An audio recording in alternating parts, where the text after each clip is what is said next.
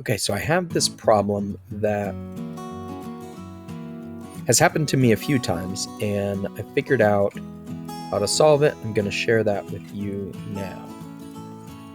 So I was pulling clips into my sequence here,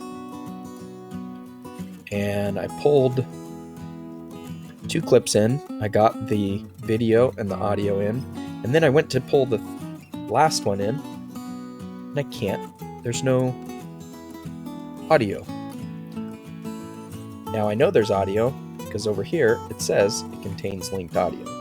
And if I double click this, it puts it up here, and we know that there's audio when we play the audio here. So the way to fix this, there's two methods. One is you can right click and you can generate a new sequence from the clip.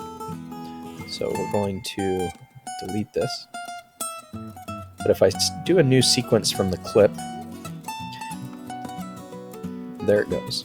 Well, it deletes what I put in there. So that didn't work very well, at least not serving my needs.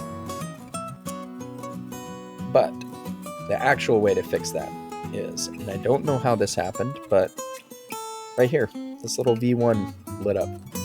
If I unclick that, there's my audio.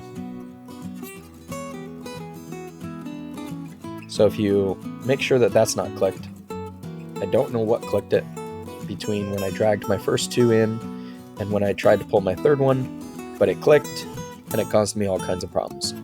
So there's your solution. Hopefully that helped. You can use that if you want to just pull video only. If you click on the A1 here, you can just pull audio like so. I don't need that in my project, so I'm going to delete that.